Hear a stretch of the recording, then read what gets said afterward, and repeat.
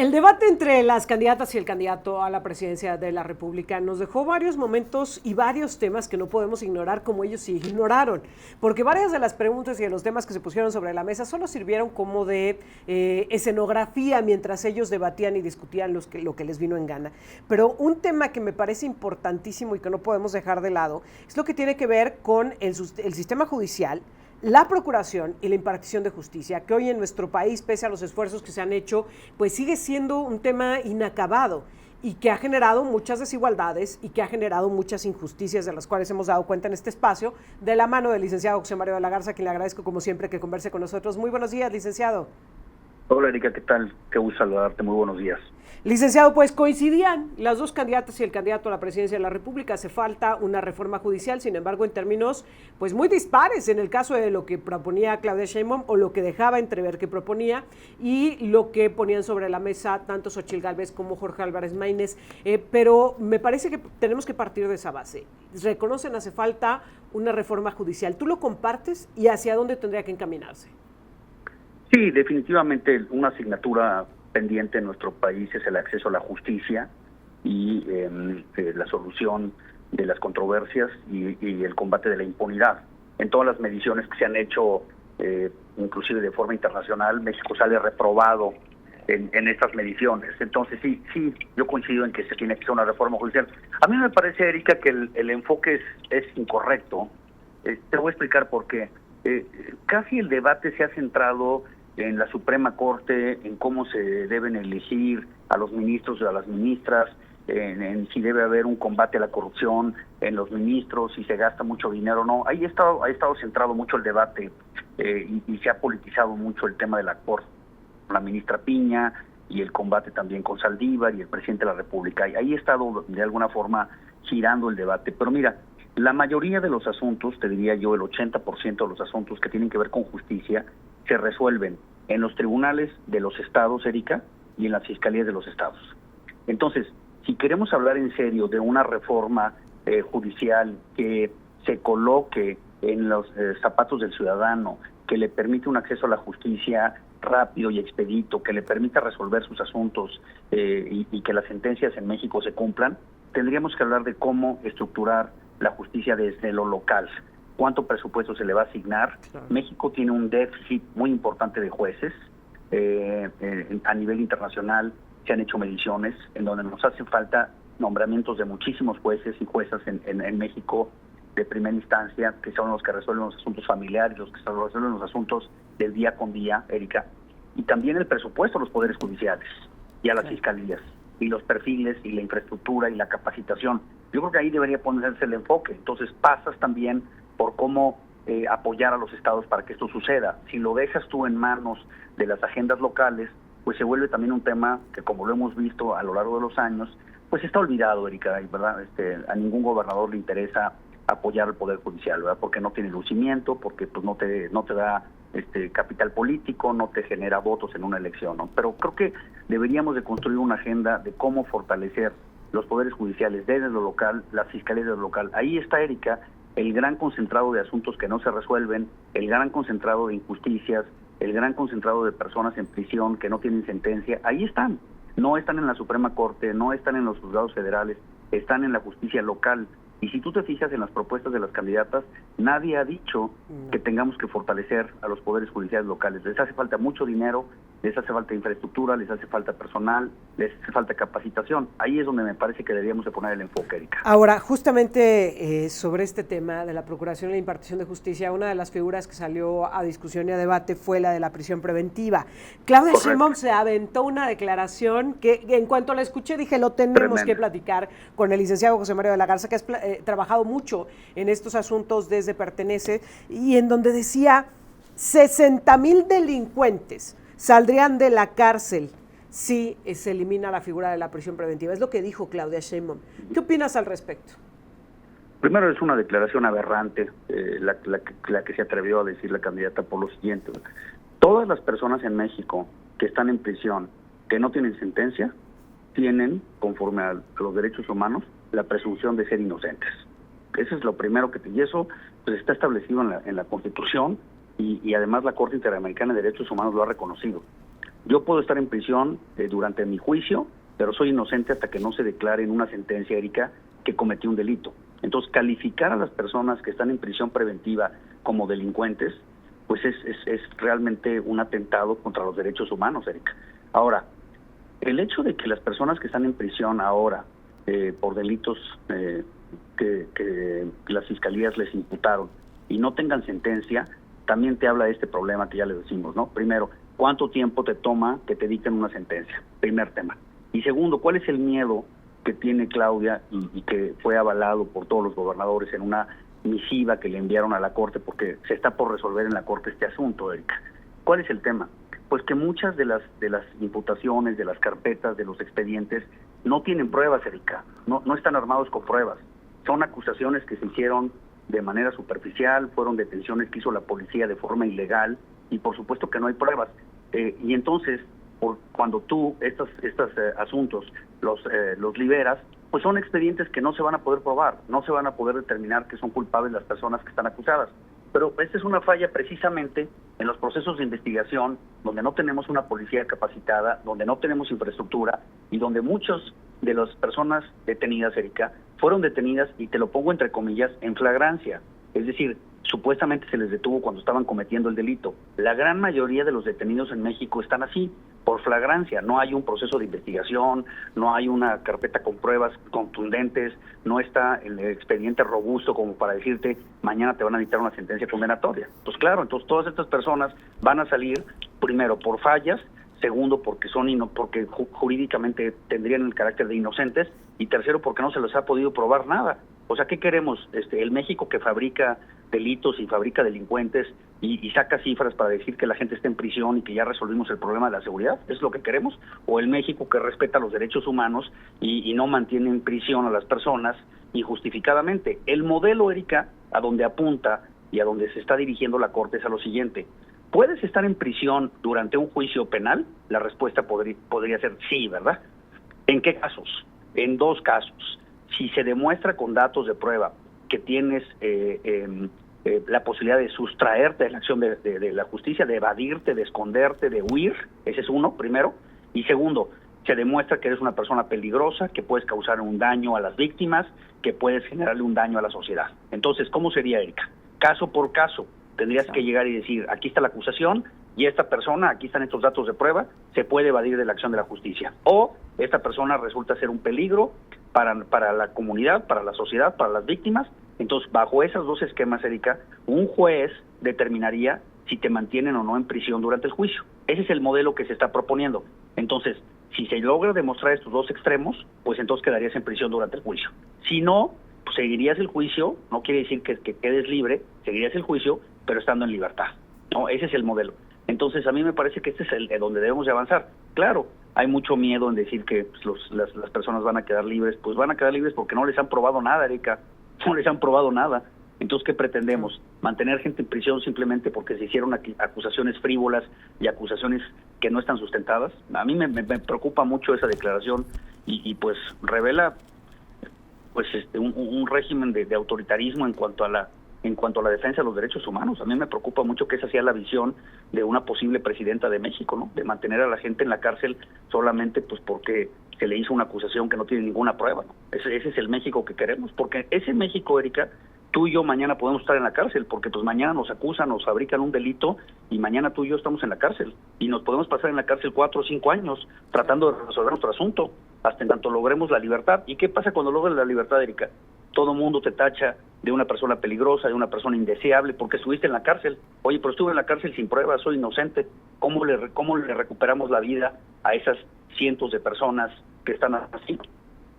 Ahora, esto me parece que va de la mano con la percepción que se tiene, por ejemplo, de la Suprema Corte de Justicia. El caso de Jorge Álvarez Maínez decía una reforma que le garantice la autonomía y la independencia. Xóchitl Gálvez no definía con precisión hacia dónde tendría que ir encaminada esta reforma, pero en el caso de Claudia Sheinbaum incluso cuestionaba esta reunión en la que afirmó la Suprema Corte de Justicia de la Nación, los ministros se han extralimitado en sus funciones, han echado atrás leyes que apoyan al pueblo. Perdón, pero la presidenta de la Suprema Suprema Corte de Justicia de la Nación amaga a magistrados del Tribunal Electoral del Poder Judicial de la Federación para reunirse en lo oscurito con Alito Moreno. Así lo dijo Claudia Sheinbaum. ¿Qué nos dice de la visión que tiene precisamente el papel de la Suprema Corte cuando dice se está extralimitando porque le está echando atrás leyes que ha impulsado el gobierno federal? Bueno, mira, la función de la Corte, para entenderlo de una forma clara, es revisar las leyes que aprueba el Congreso para determinar si se ajustan o no a la Constitución. Esa es una de sus funciones. Entonces, ¿qué es lo que pasa? Si tú, con las mayorías que tienes en el Congreso, logras que se apruebe una ley, cualquier ley, Erika, las minorías pueden pedirle a la Corte que lo revise. O sea, ese es un procedimiento institucional que está en las leyes. Entonces, si mañana se dice que se va a modificar la ley de amparo para eliminar algunas cuestiones que están en la ley de amparo, por decir un ejemplo, pues los partidos minoritarios pueden pedirle a la Corte que revise si esa ley que se está aprobando viola o no la Constitución, ¿no?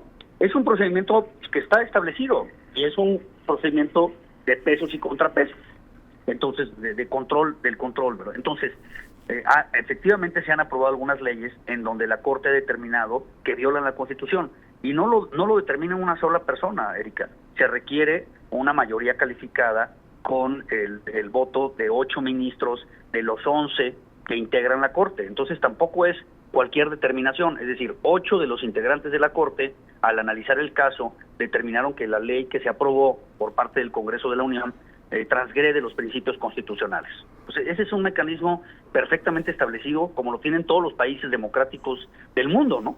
Entonces, decir que una mayoría en el Congreso apruebe una ley y que no pueda ser revisada por la Corte y que no se pueda determinar si viola o no la Constitución, pues es no entender nada. Ese es el régimen del control constitucional que hay. Y no es un régimen inventado en México, pues es el régimen constitucional que hay en todos los países que operan en una democracia. Entonces, ese es el papel de la Corte, Erika, pues es precisamente revisar que las leyes se ajusten al marco constitucional. A mí me parece que sacar un discurso populista para tratar de vender que la Corte está en contra del pueblo y que la Corte atenta contra el pueblo porque invalida leyes que son las leyes del pueblo, pues es un discurso muy barato, es un discurso muy simplón, muy superficial, y claro, ¿verdad? En un momento electoral dices, bueno, este es el nivel del debate que tenemos, ¿verdad? Porque claro, habría que decir que el debate del domingo, pues lo que demostró es que pues, ni hay debate, ni hay propuestas, y con un México con tantas problemáticas, Erika, pues te preocupa, ¿no? Que ese sea la manera en que las candidatas entienden un tema como el de la justicia, que a mi manera de ver es de los de mayor importancia. Tenemos que hacer una pausa, licenciado, pero al regresar quiero que platiquemos del escándalo que se está develando esta mañana por la compra por parte de Samuel García, gobernador de Nuevo León, de un terreno de 18 hectáreas ahí en San Pedro Garza Nuevo León. Sí. Si me permites, vamos al corte y regresamos a seguir platicando contigo. Estamos conversando con el licenciado José Mario de la Garza. Ya lo platicábamos esta mañana cuando revisábamos las primeras planas de los principales diarios de circulación nacional. Reforma está publicando compra 18 hectáreas Samuel en San Pedro, refiriéndose a Samuel García, el gobernador de Nuevo León. Estiman valor de terreno élite en Nuevo León en 700 millones de pesos, pero de ahí pues viene develando el diario de circulación nacional Reforma una serie de pues irregularidades de lo que podría haber sucedido, la forma en la que se otorgan los permisos de manera, pero mira, rapidita, ágil, lo que no sucede con otros terrenos ni con otros propietarios, de cómo se pagan 9 millones solo por impuestos del 3% por la propiedad de este terreno, de cómo el valor catastral aparece en 300 millones, pero el valor comercial es de más de 700 millones de pesos, y la pregunta que queda sobre la mesa de cómo un gobernador de una entidad, por más que sea Nuevo León, pues alcanza a pagar 700 millones de pesos por un terreno como este, y bueno, pues, ¿y para qué lo va a usar? ¿Con qué beneficios? ¿Qué provecho le va a sacar? Licenciado José Mario de la Garza, nos quedamos platicando contigo al respecto. ¿Qué es lo que esto nos devela? ¿Qué es lo que esto nos muestra, el enterarnos de una compra como esta? Pues otra vez los actos de corrupción, la impunidad con la que los políticos en México se pueden mover, me parece muy burdo. Leí la primera plana del periódico Reforma, en donde la compra la hacen una empresa en donde está el gobernador y su papá, o sea, ya en esa forma de descaro, ¿no? Y pagan los impuestos y, como dices tú, piden las licencias. Se dice que van a construir ahí una mega mansión y que ya están sacando permisos y licencias para construir ahí, que es una de las zonas pues más caras de México, no de Nuevo León, de México. Entonces, y con unos precios, como dices tú, pues con qué dinero y de dónde sacas ese dinero para poder pagar 700 millones de pesos por un terreno, más la construcción que se va a hacer ahí, Erika, que se habla de una mansión de más de 2,000 metros cuadrados. Entonces, pues es esta posibilidad, Erika, cada vez más clara, de que puedes hacer lo que sea, que puedes cometer el acto de corrupción más burdo, lo que te parezca más aberrante. ¿Y sabes por qué? Porque no va a pasar nada. Claro. Porque no va a haber un sistema que te castigue, porque no va a haber una consecuencia, porque no va a haber nada.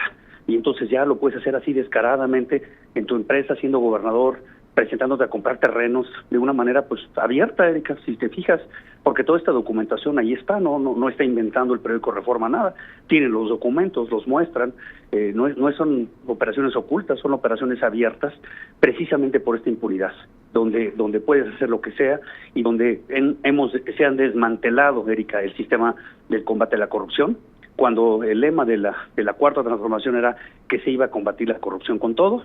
Parece que fue totalmente al revés, Erika, fue totalmente al revés, ¿no? Claro. Fue desmantelar todas las instituciones que combaten la corrupción, el INAI, claro, el Sistema Nacional de Combate a la Corrupción, las fiscalías especializadas. Si tú te fijas, todas las áreas que se habían construido para combatir la corrupción están desmanteladas, están venidas a cero, están sin presupuesto. Y en el caso de Nuevo León, atacar al Congreso del Estado, minimizarlo, desdeñarlo hasta que te canses, como es el caso de Samuel García. Y te lo preguntaría también, se supone que esto es la nueva política, licenciado. Pues son los nuevos políticos, ¿no? Son los políticos jóvenes, son los que presentan el cambio, son los que dicen que van a promover cambiar al país. Son los quería ser candidato presidencial. O sea, que no hay que perder de vista esto, sí, licenciado. Claro. Este hombre que acababa de ser gobernador quiso ser candidato presidencial y le salta ese escándalo.